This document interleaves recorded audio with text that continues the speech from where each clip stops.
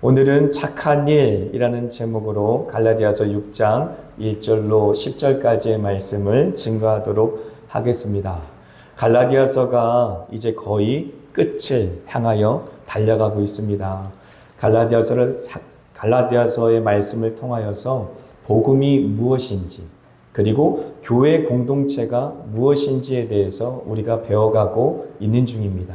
그리고 뿐만 아니라 복음으로 말미암아 우리가 거듭나서 성령을 따라 사는 것이 무엇인지에 대해서도 우리가 고민하고 또 묵상하며 삶으로 적용하고 있는 중입니다.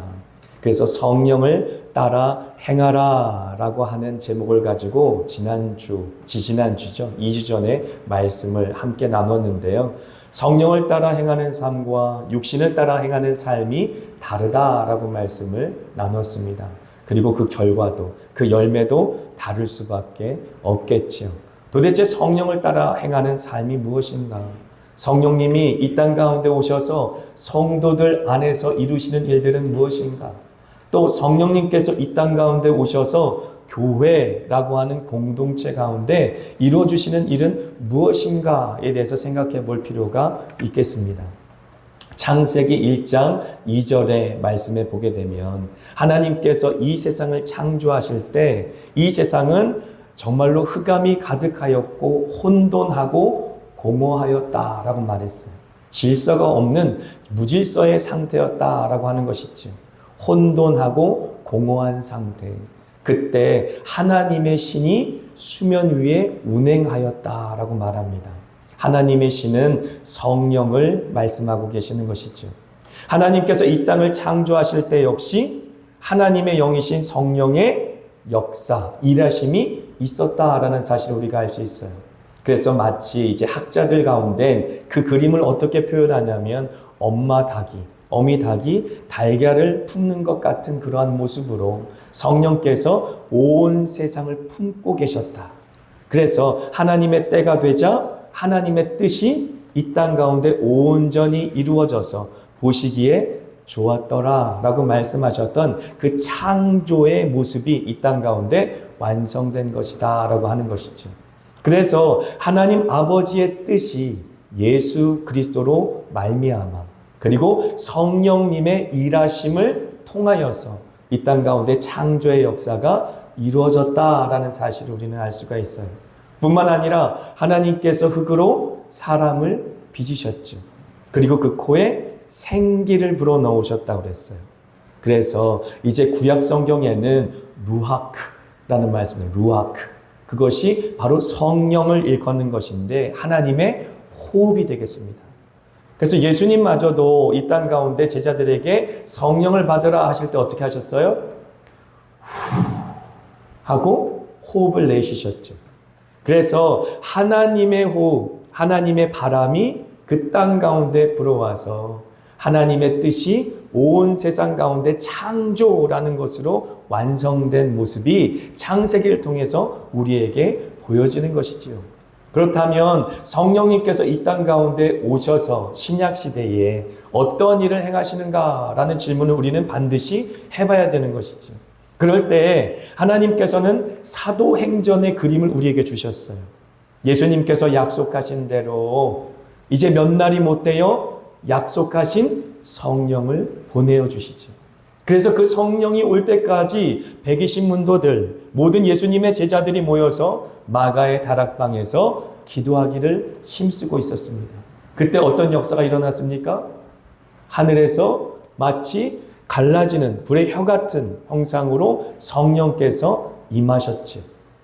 그래서 나타난 현상이 바로 모든 예수님의 제자들이 담대하게 복음을 증거하기 시작하였고 그런 말미암아 예루살렘의 교회라고 하는 신앙 공동체, 믿음 공동체, 복음 공동체가 잉태되고 출산되어진 것이죠. 하나님께서 마치 성령 하나님으로 말미암아 창조 때에 혼돈하고 공허하던 그 모든 세계 가운데 하나님의 질서를 회복시켜 주시고 하나님이 보시기에 좋았더라 말씀하셨던 하나님의 뜻이 이루어지게 하셨던 그 그림 그대로 하나님께서는 이 땅 가운데 교회라고 하는 공동체를 새롭게 창조하셨다라고 하는 것이죠. 그래서 여기서 우리가 주목해 봐야 될 것은, 그렇다면 하나님께서 왜 성령 하나님을 창세기 때처럼 온 세상 가운데 혼돈하고 공허하고 질서 없는 이 세상 가운데 운행하게 하셔서 완전히 처음 창조하셨던 그 모습 그대로 새롭게 하지 않으시고 왜 믿는 사람들 가운데, 사람들 가운데 임하셨을까 하는 문제입니다. 그리고 그 사람들이 모여서 연합된 교회를 이루게 하셨는가라는 질문을 반드시 해야 되는 것이죠. 성경을 읽으면서도 그 부분에 대해서 궁금하게 생각해야 합니다. 하나님께서 계획하실 때에 하나님께서는 하나님의 새 창조의 역사를 교회와 함께 하기를 원하셨다라는 사실을 우리는 하나님의 새 창조의 방법 그리고 새 창조의 역사를 통해 이해하게 되기 때문에 그렇습니다. 하나님께서는 분명히 성령 하나님의 역사로 말미암아 온 세상을 새롭게 창조하실 그러한 능력이 있으신 분이십니다. 전지전능하신 분이시기 때문에. 그러나 하나님께서는 이 땅 가운데 하나님의 믿음의 사람들을 하나님의 성전 삼으셨어. 하나님의 성령이 그 가운데 내주하시고 교통하시고 역사하심으로 말미암아 하나님의 사람으로 빚어가시고 그렇게 하나님의 사람으로 다시 새롭게 창조된 사람들, 이전 것은 지나갔으니 보라 새 것이 되었도다 라고 주님께서 선언할 만한 그러한 그리스도인들의 연합된 교회를 통해 하나님의 나라가 이 땅 가운데 임하도록 하였다라고 하는 것이지.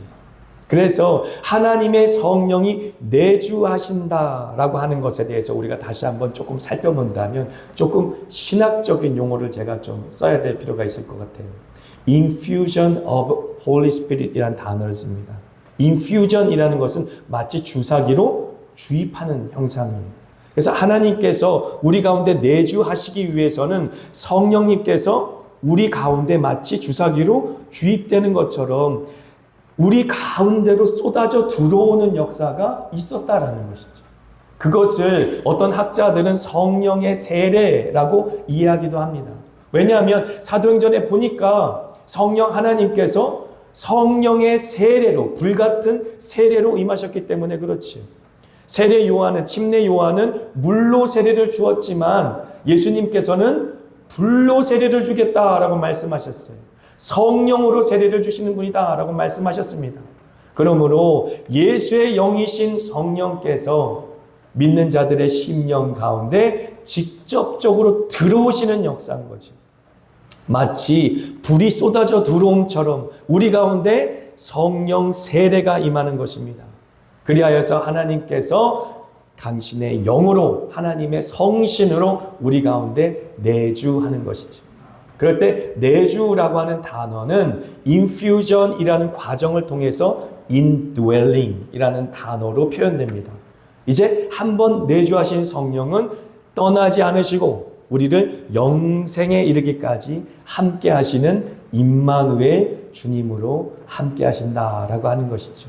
하나님께서는 이 땅 가운데 우리를 고아처럼 내버려 두지 아니하시고 God with us, 하나님이 우리와 함께 하신다라는 약속을 성령의 내주하심으로 그렇게 우리에게 약속을 지켜주셨다라고 하는 것이죠. 성경책이 있으시면 갈라디아서 2장 20절 한번 펴보시죠. 성경책 있으시면 바로 그 앞에 읽은 갈라디아서 2장 20절의 말씀.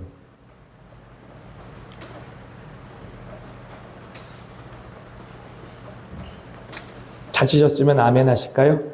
아멘. 같이 읽습니다. 내가 그리스도와 함께 십자가에 못 박혔나니 그런즉 이제는 내가 사는 것이 아니요 오직 내 안에 그리스도께서 사시는 것이라. 이제 내가 육체 가운데 사는 것은 나를 사랑하사 나를 위하여 자기 자신을 버리신 하나님의 아들을 믿는 믿음 안에서 사는 것이라. 아멘. 복음의 역사를 이 갈라디아서 2장 20절만큼 확실하게 보여준 말씀도 없다라는 생각이 듭니다. 복음을 믿고 우리가 구원을 얻는다라고 했을 때 우리는 변화에 초점을 두어서는 안 된다라고 하는 것이죠. 겉모습이 변해서 종교적인 열심을 갖고 어떤 신앙적인 행위를 많이 하는 것을 우리가 좀 더 성숙되었고 예수님을 닮아가는 모습이다 라고 말할 수 없다라는 것입니다. 갈라디아서 2장 20절에 근거한다면 복음은 예수 그리스도와 함께 죽는 것이, 우리가 온전히 죽는 것이 복음이지 변화가 아니라는 것입니다. 그런데 우리가 사실 율법적인 행위에 초점을 맞추다 보면 우리의 외적인 변화에 우리가 어떠한 점수를 주게 돼 있어요.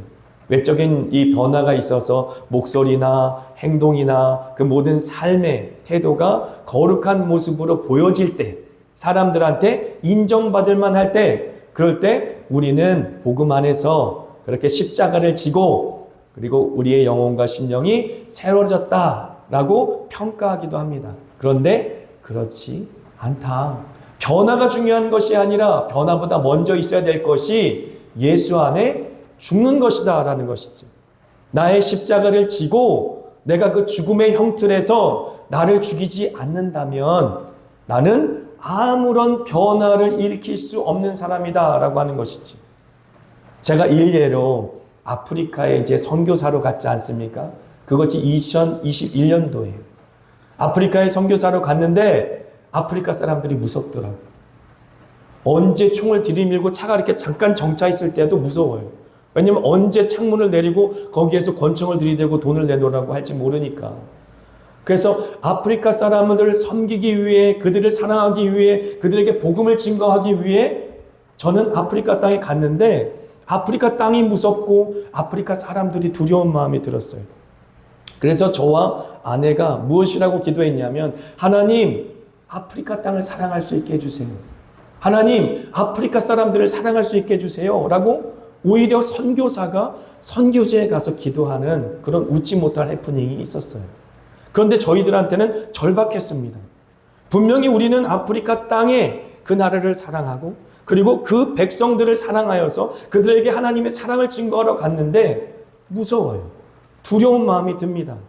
그래서 온 집안은 다 담장이 키 높이보다 더 높고 전기 철조망으로 다 가려져 있고 모든 집들이 다 이제 총을 든 그 이제 시큐리티들이 있지 않으면 안전하게 살 수 없는 지역에서 살아야만 되는 그러한 형편에서 살면서 마음의 평안함을 가지고 그 사람들을 사랑한다는 것이 쉽지 않았어요. 그런데 하나님께서는 우리들의 기도에 응답하셔서 하루 조금씩 더 그 땅을 사랑하게 하시고 그 땅에 있는 사람들을 사랑하게 하시더라고요. 그때 어떤 경험을 했냐면 infusion of love of God. 하나님의 사랑이 우리 마음 가운데 부어지는 경험을 한 것이죠. 우리 마음속엔 그러한 사랑이 없었어요. 오히려 두렵죠. 오히려 무서웠죠.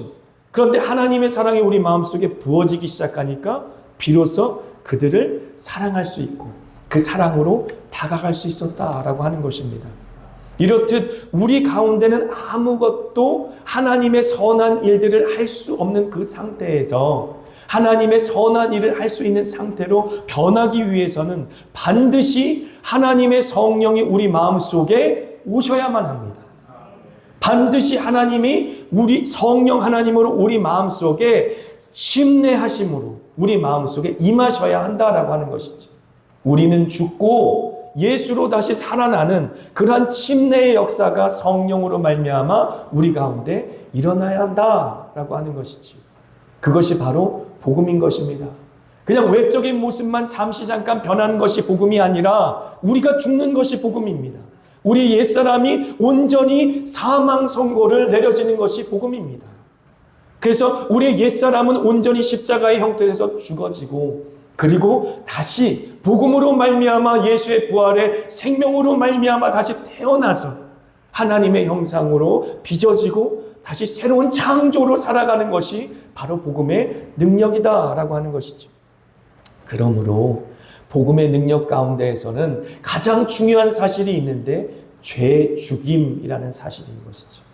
우리 안에 죄가 있는데 그 죄와 내가 하나로 온전히 합일되어 있었다.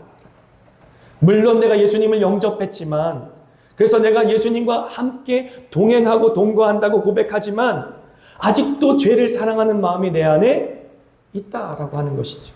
그래서 우리가 회개한다라고 할 때 죄를 미워하고 죄를 버리고 그리고 회개함으로 하나님께 나가야 하는데, 대부분의 경우 회개를 어떻게 이해하냐면 그냥 죄에 대해서 좀 미안한 감정, 하나님에 대해서 조금 죄송한 마음, 그러한 마음을 갖는 것. 그래서 우리가 눈물 조금 흘리면서 하나님, 내가 죄를 질 수밖에 없었어요 라고 죄에 대해서 하나님께 미안한 감정을 갖는 것을 회개라고 생각합니다. 그런데 절대로 그것이 회개가 아니다라는 것이죠.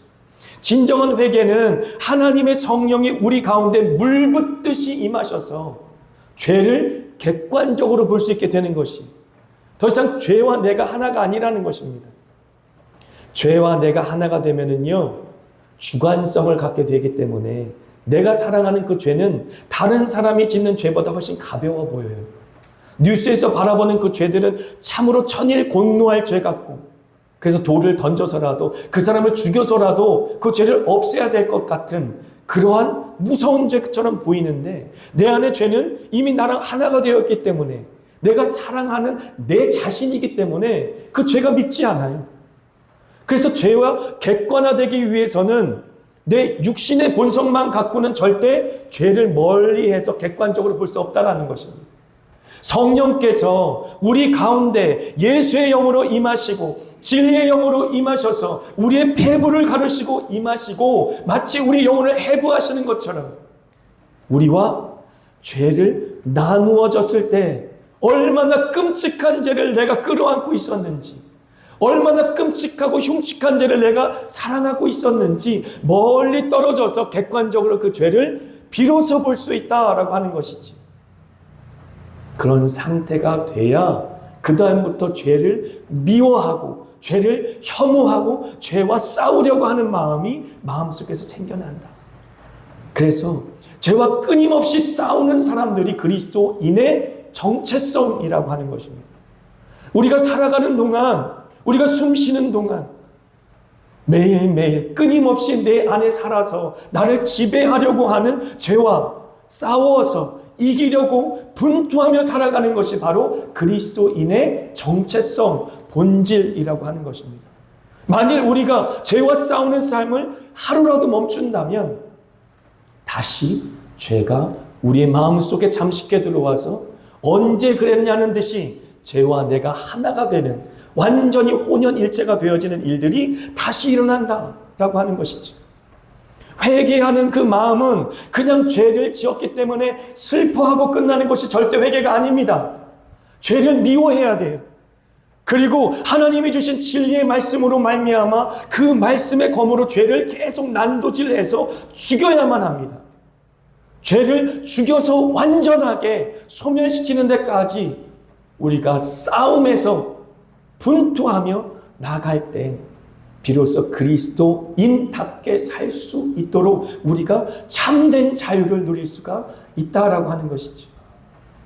하나님께서는 우리 가운데 성령을 보내실 때 이러한 역사하심으로 새 창조를 이루어주신다라고 하는 것입니다. 하나님께서는 강제적으로 일방적으로 우리를 빚으셔서 새로운 모습으로 빚으시는 것이 아니라 우리와 더불어 일하신다라고 하는 것이죠. 우리의 자원하는 마음과 함께 일하신다.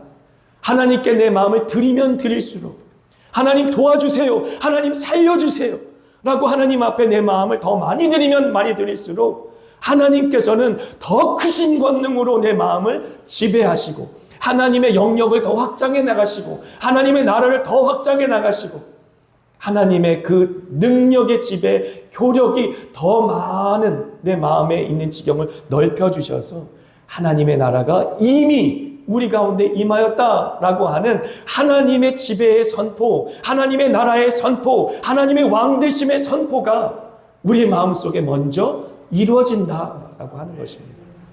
로마서 8장 9절부터 11절까지의 말씀 한번 펴보시죠. 성경책 있으시면 로마서 8장 9절부터 11절까지의 말씀입니다. 신약성경 249면에 있습니다.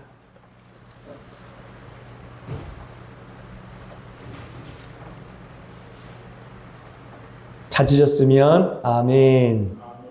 9절, 10절, 11절 우리 한번 한 목소리로 읽겠습니다.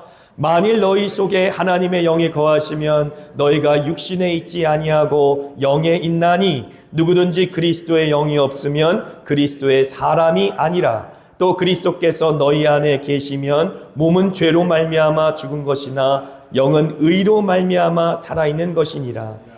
예수를 죽은 자 가운데서 살리신 이의 영이 너희 안에 거하시면 그리스도 예수를 죽은 자 가운데서 살리신 이가 너희 안에 거하시는 그의 영으로 말미암아 너희 죽을 몸도 살리시리라. 아멘.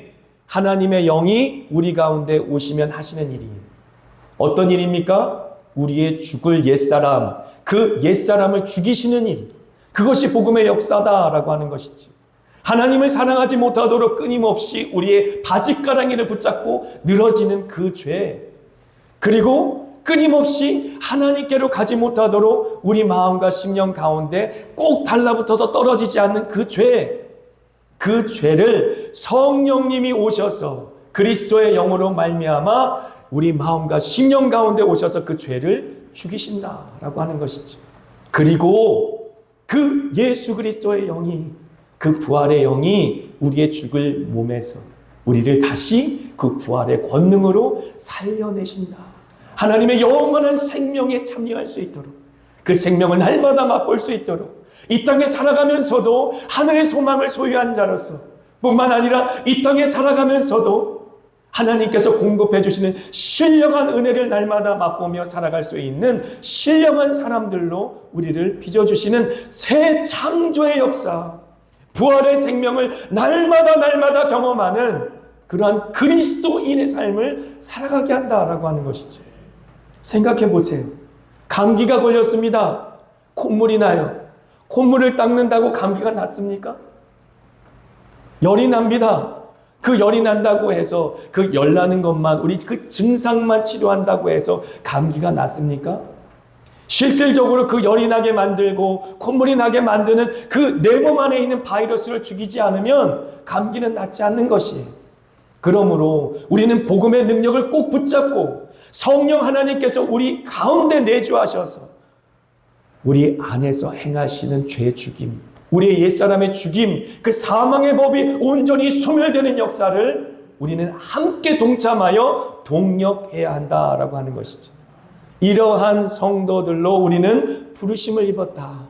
그 성도들이 함께 한 몸을 입어서 우리 자신을 세워나가고 또한 우리의 옆에 지체들을 함께 세워나가며 교회라는 공동체를 통해 하나님의 나라를 이 땅 가운데 임하게 한다라고 하는 것입니다. 그 그림을 가지고 오늘 본문의 말씀을 더 깊이 한번 살펴보겠습니다. 8절의 말씀 같이 한번 읽지요. 시작. 자기의 육체를 위하여 심는 자는 육체로부터 썩어질 것을 거두고 성령을 위하여 심는 자는 성령으로부터 영생을 거두리라. 7절. 스스로 속이지 말라. 하나님은 업신여김을 받지 아니하시나니 사람이 무엇으로 심든지 그대로 거두리라. 지난 시간에도 제가 말씀을 예화로 한번 들은 적이 있었는데요. 이 청교도들이 17세기에 그런 예화를 많이 들었다고 말했습니다.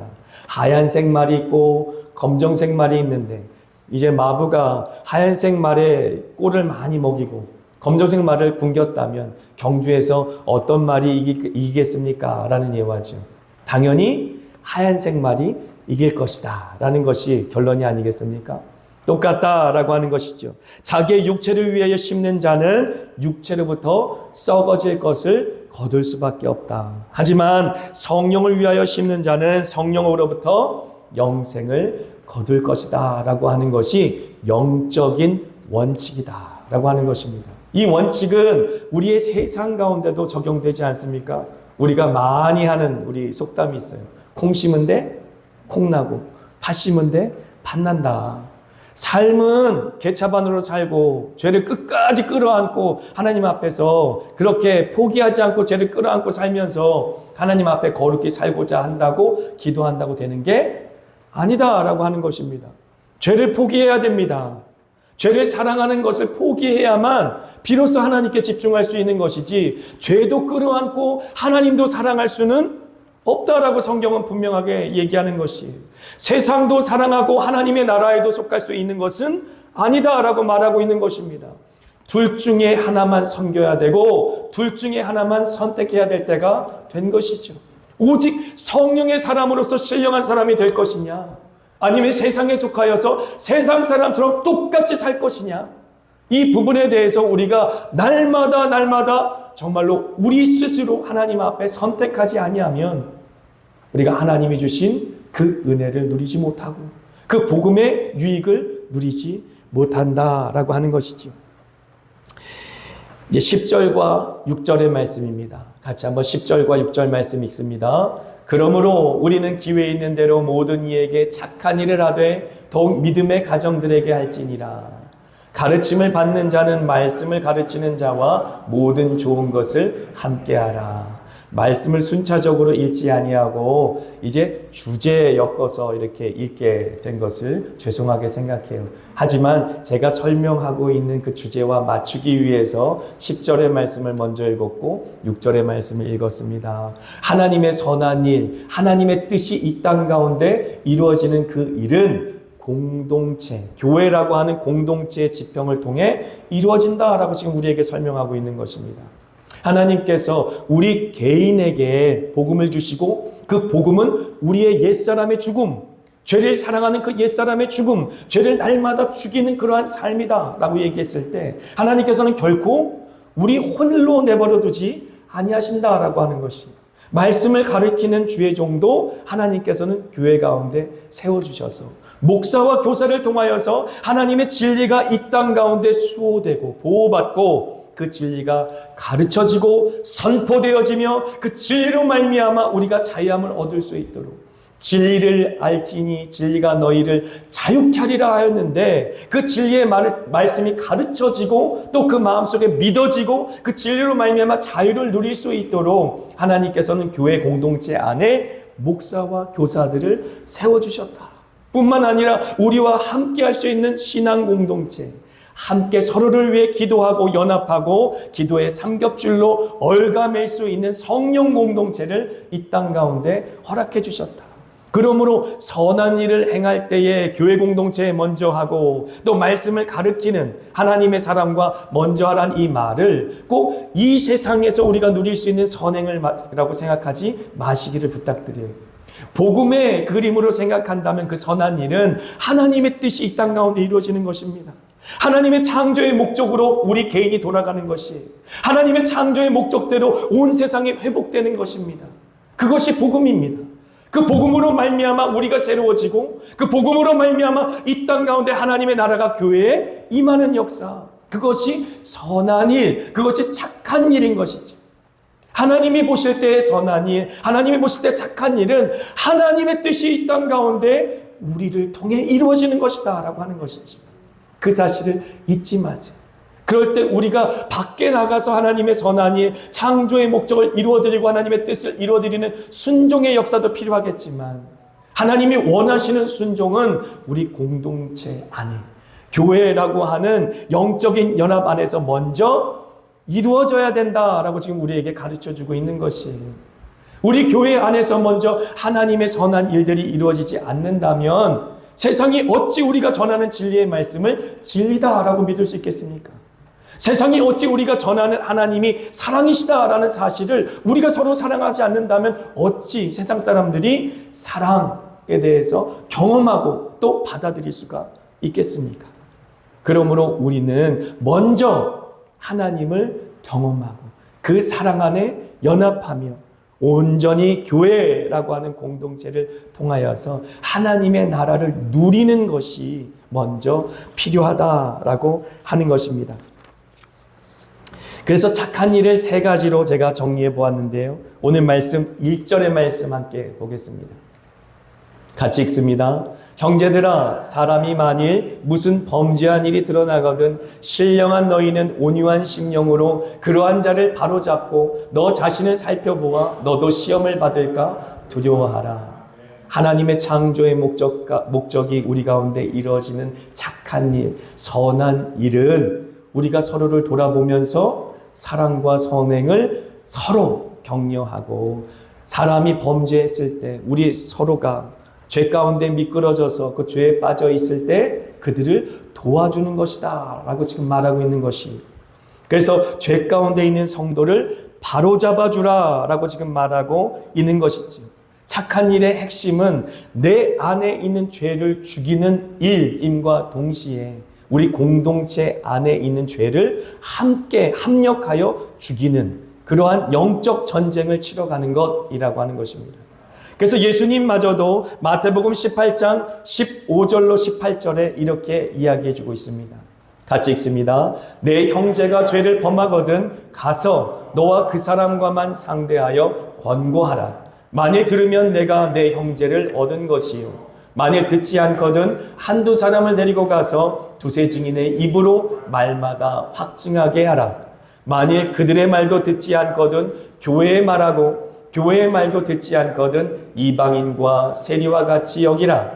진실로 너희에게 이르노니 무엇이든지 너희가 땅에서 매면 하늘에서도 매일 것이요, 무엇이든지 땅에서 풀면 하늘에서도 풀리리라. 아멘. 하나님께서는 교회에 이러한 권세를 주셨다라고 하는 것이지요. 죄 죽임에 대한 또 구원에 대한 그 모든 비밀이 교회 안에 있다라고 하는 것이에요. 교회 공동체가 이 땅 가운데서 매면 하늘에서도 매일 것이고, 이 땅 가운데서 풀면 하늘에서도 풀릴 수 있는 권세가 교회 가운데 있다라고 하는 것이죠.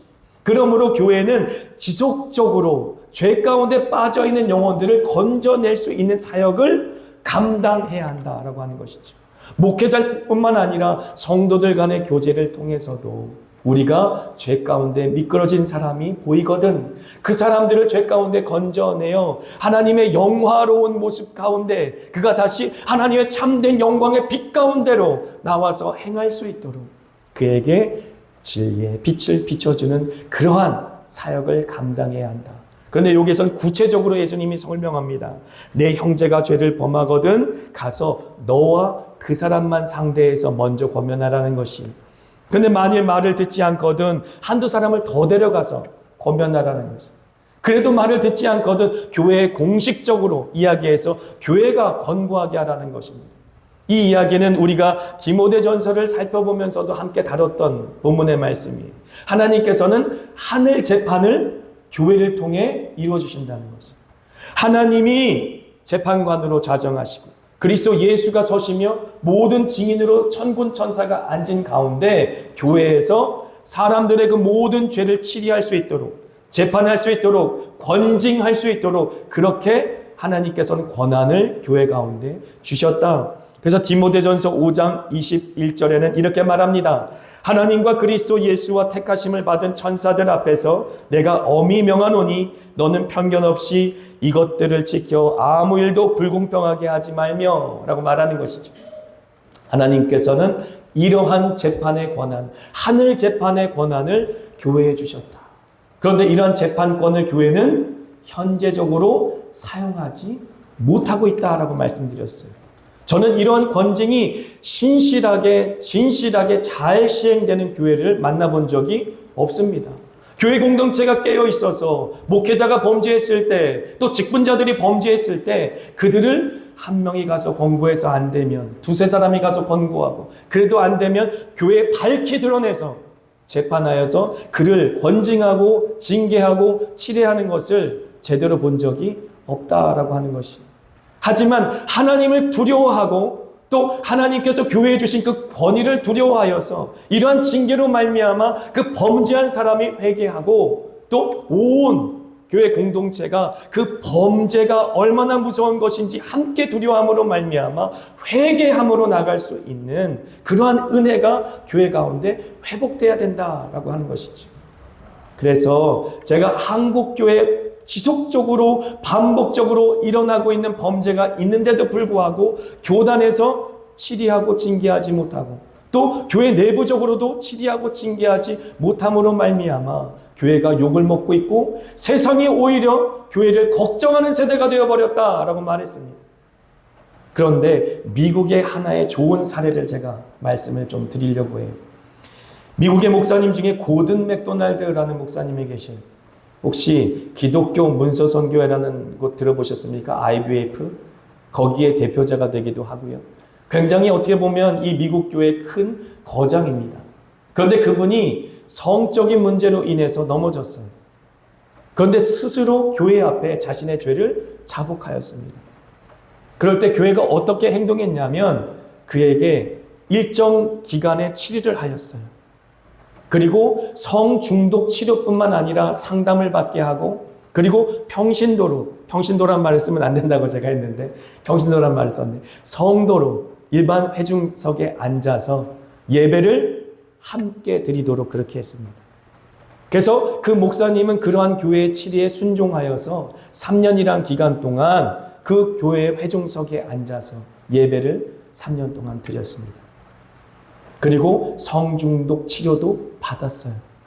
그리고 회복하는 그 과정을 함께 겪었습니다.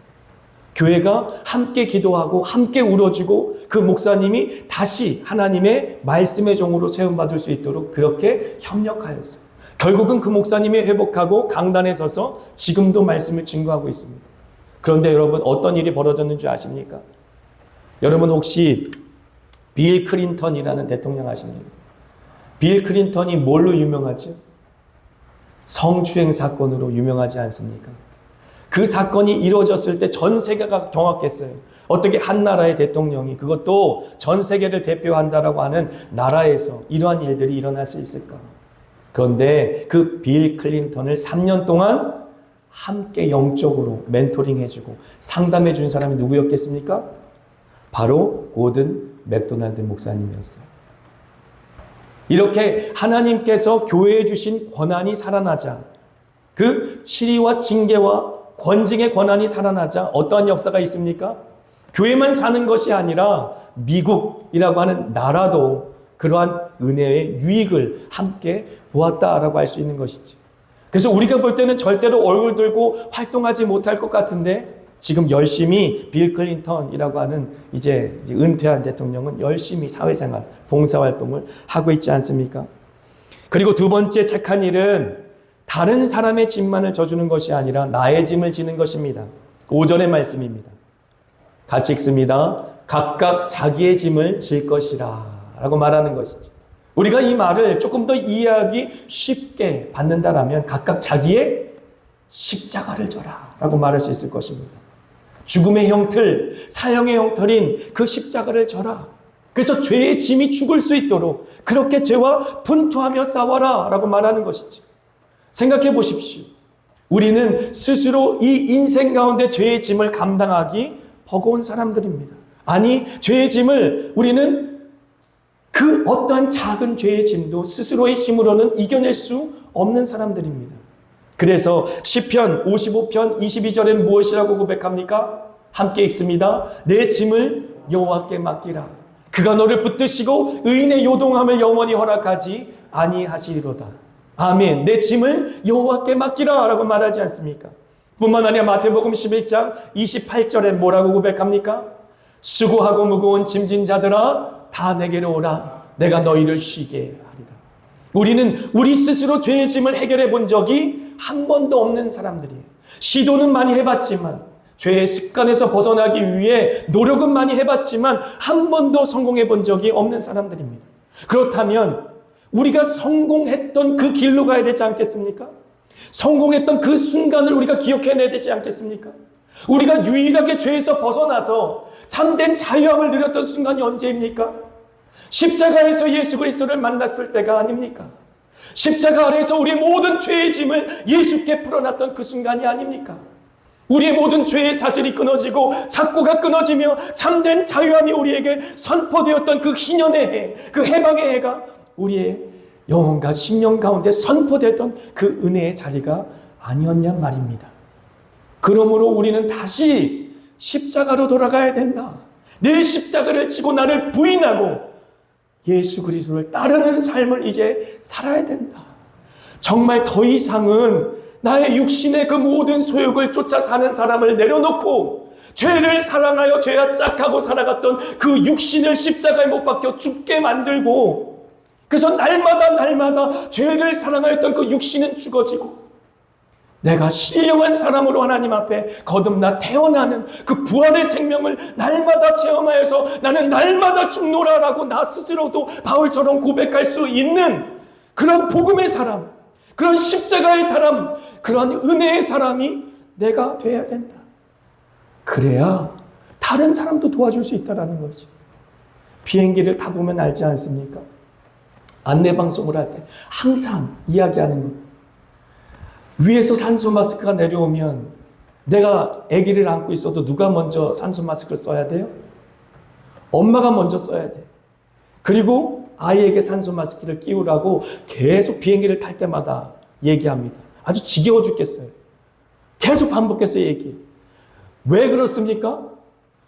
기압이 떨어지고 이제 갑자기 기체 안에 그런 혼돈 상황이 이루어지면 혼절할 수 있기 때문에 그래요. 그럼 엄마도 위험하고 아기도 위험하지 않습니까? 여러분, 우리가 분명히 가족 구원해야 됩니다. 우리 주변에 죄로 말미암아 허덕이는 사람들 같이 죄의 짐을 져주면서 도와줘야 합니다. 하지만 누가 먼저 살아야 되겠습니까? 여기 계신 여러분들이, 여기 계신 저와 여러분들이 날마다 죄 죽임의 그 역사를 경험하면서 부활 소망, 부활 생명을 오늘 현재적으로 경험하지 못한다면 그 누구도 살려낼 수 없어요. 그 누구도 도와줄 수 없습니다. 그러므로 지금 이 순간 하나님 앞에 구할 것은 내가 내 짐을 지기를 원합니다. 내가 내 십자가를 지기를 원합니다. 그래서 내가 세상 쫓지 않겠습니다. 이제 예수 따르겠습니다. 오직 예수로 충만한 삶을 살겠습니다. 라고 결단하지 않는다면 죄는 끊임없이 우리와 짝하여 우리의 바짓가랑이를 붙잡고 늘어질 것이다. 죽을 때까지, 우리가 숨이 끊어지는 그 순간까지 죄는 포기하지 않을 것이에요.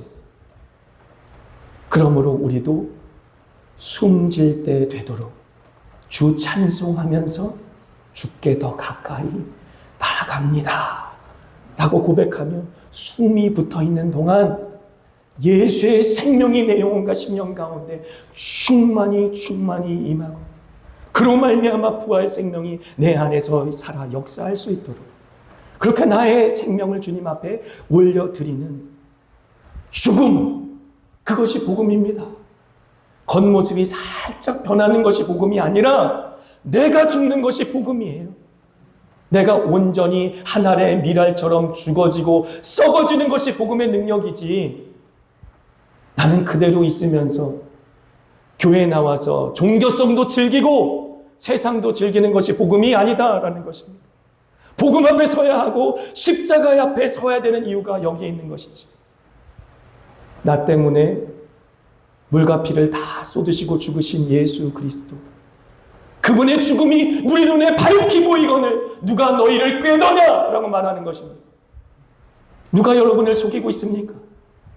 끊임없이 여러분의 귀 속에 누가 미혹하고 있습니까? 우리 눈에 예수 그리스도의 죽음이 밝히 보이고 있는데 왜 우리는 아직도 미적미적거리고 세상과 하나님의 나라의 경계선에 어중간하게 서서 어중간한 신앙으로 이렇게 살아도 될 것처럼 그렇게 살아가는지 돌아봐야 한다는 것입니다. 절대 그렇게 살아서는 안 된다. 그렇게 살다가는 나도 죽고 내가 살려내야 돼. 내 주변에 하나님이 맡겨주신 영혼들도 죽을 수밖에 없다. 그것이 하나님께서 복음으로 말미암아 우리에게 외치시는 선명한 십자가에서의 외치심이다라고 하는 것입니다. 그리고 마지막에 착한 일은 서로 짐을 지는 삶입니다. 2절 같이 읽습니다. 너희가 짐을 서로 지라. 그리하여 그리스도의 법을 성취하라. 그리스도의 법, 바로 십자가의 법, 복음의 법, 그것이 우리가 서로를 위해서 기도하고 그 죄와 더불어 서로를 위해서 전우가 되어서 치열하게 분투하면서 싸워줄 때, 그래서 이 교회 공동체 안에 서로를 얼굴을 맞댔을 때 처절한 피비린내가 나야 돼. 죄와 더불어 싸우다가 창칼로 인해서 서로 죽이고 죽으면서 치열하게 분투하며 싸웠던 그 피비린내가 우리가 서로 얼굴을 맞댔을 때 진동해야 하는 것입니다. 그래서 서로가 서로를 위로하며 그렇게 격려하며 이 땅 가운데 주님께서 하나님의 나라를 이뤄가고 새로운 창조를 이뤄가며 하나님의 목적을 이 땅 가운데 실현하는 곳이 바로 교회다라고 하는 것이죠. 마태복음 18장 19절의 말씀 같이 읽습니다. 진실로 다시 너희에게 이르노니 너희 중에 두 사람이 땅에서 합심하여 무엇이든지 구하면 하늘에 계신 내 아버지께서 그들을 위하여 이루게 하시리라. 우리가 읽은 마태복음 18장 19절의 말씀은 우리가 그 전에 예로 들었던 마태복음 18장 15절로 18절 말씀 다음에 나오는 말씀. 하느님의 권세를 이 땅 가운데 주셔서 교회 안에서 매이면 하늘에서도 매이고 또 교회에서 풀면 하늘에서도 풀린다는 말 다음에 지금 나오는 말이에요. 두세 사람이 합심하여 구하면 어떻게 된다고 말합니까? 하늘에 계신 내 아버지께서 그들을 위하여 이루신다라고 하는 것이죠. 이것이 우리에게 주어진 교회에 주어진 하나님의 약속의 말씀입니다. 한 가지 예화를 들고 마치도록 하겠습니다. 2021년도 있었던 일이에요. 저희가 8월 달에 아프리카에 갔으니까 7월 달에 이 사건이 있었어요. 그래서 잘 기억합니다. 방송을 보고 있는데 이 뉴스에 이런 이야기가 나오더라고요. 하만이라는 곳에 2021년도에 하천에서 그 급류가 이제 비가 갑자기 와서 급류가 막 떠내려갈 때 아이들이 물놀이를 하다가 갑자기 늘어난 물살에 의해서 3명의 초등학생들이 이제 떠내려가는 일이 있었습니다. 그런데 그때 이제 살려주세요, 살려주세요 소리를 옆에서 자전거 타고 가던 이동근 씨가 들었어요. 그리고 이 이동근 씨는 그 소리를 듣고 급히 달려가서 그 3명을 건져냅니다. 그때 마지막 아이, 3번째 아이를 건져낼 때는 이러다가 내가 죽지 그런 생각이 들더래요. 그런데 마지막 아이를 구해낼 때 지쳐서 같이 이제 못 올라오고 있을 때 주변 사람들이 도와줘서 겨우겨우 건져내고 이동근 씨도 거의 실신하다시피 하는 모습이 있었어요. 그래서 야 대단하다. 어떻게 3명의 아이들을 그 급류 속에서 건져낼 수 있을까? 근데 나중에 이제 방송에서 인터뷰를 하는데 이 이동근 씨의 간증이 굉장히 이 마음속에 와닿더라고요. 자신이 수년 전에 바닷가에 놀러 갔는데 바다에 빠져 죽는 사람을 봤다라는 거예요. 근데 자신은 수영을 할 줄 몰라서 그 사람이 죽는 걸 지켜볼 수밖에 없었대. 그래서 몇 년 동안 계속 수영을 연습했다는 거예요. 그래서 마침내 그 아이들의 비명소리를 듣게 되었고 하나님께서 주신 기회처럼 달려들어 그 3명의 영혼을 구할 수 있었다라고 하는 것이죠. 사랑하는 한마음교회 성도 여러분, 준비해야 합니다. 이제 영혼들을 구령할 준비를 할 때가 되었습니다. 이제 깨어서 일어나서 우리 한마음교회 온 성도들이 한 성령 안에 하나 되어서 날마다 하나님의 부활 생명을 경험할 뿐만 아니라 그 생명을 나눠주어 죽어가는 많은 사람들을 건져내는 그런 구령의 역사에 우리가 온전히 헌신하시기를 주님의 이름으로 축원합니다. 아멘.